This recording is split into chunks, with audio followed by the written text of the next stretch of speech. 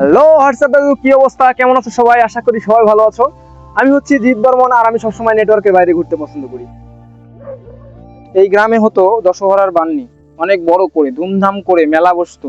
আর সেই মেলায় আপনি শুনলে অবাক হবেন যে সেই মেলায় বিক্রি হতো এমন এমন কিছু জিনিস যেগুলো এখন সামান্য মূল্য বা এমনি দিলেও, মানে ফাও দিলেও মানুষ নিতে চায় না, কিন্তু আগে ওই জিনিসগুলোই বিক্রি হতো 2 টাকা মূল্যে।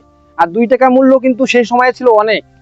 তো মূলত দশহরার দিন নদীতে স্নান করার একটি বিশেষ ঐতিহ্য রয়েছে, এবং এটি পাপ মুক্তির জন্য এবং নতুন শুদ্ধতার প্রতীক হিসেবে ধরা হয়।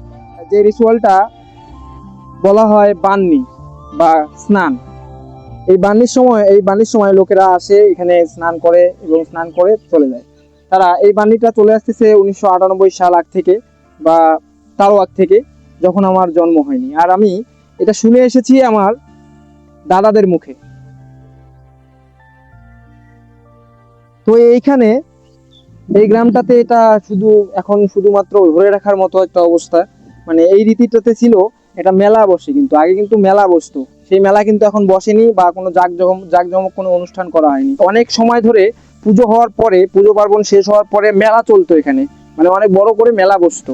একটা জিনিস আপনি বিশ্বাস করবেন না, যে এখানে খেজুরের বাদা বিক্রি হতো। খেজুরের বাদা, হ্যাঁ, কাঁচা খেজুরের বাদা।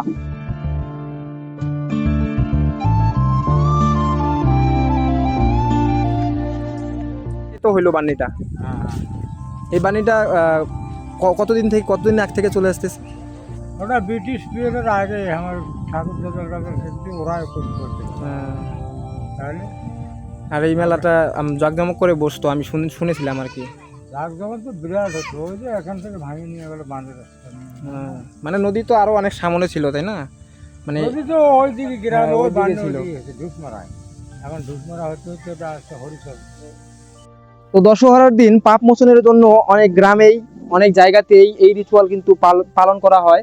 নদীর মধ্যে স্নান করে পাপ মোচন করার যে রীতিটা, এটা আসলেই অনেক অবাক করার বিষয় যে আমার ধারণা অনেক সুন্দরভাবে ভুল। এটি চলে আসতেছে অনেক আগে থেকেই। একজন বয়স্ক লোক যখন বলে তার ঠাকুরদাদাই শুধু বলতে পারে হয়তো, তাহলে ভাবুন কত আগ থেকে হইতেছে এটা। তো আজকের মতো এটুকুই। আমি জিৎ বর্মন, আর আমি সবসময় নেটওয়ার্কের বাইরে ঘুরতে পছন্দ করি। যদি ভিডিওটি ভালো লেগে থাকে তাহলে একটা লাইক দিবেন, আর অবশ্যই কমেন্ট করতে ভুলবেন না।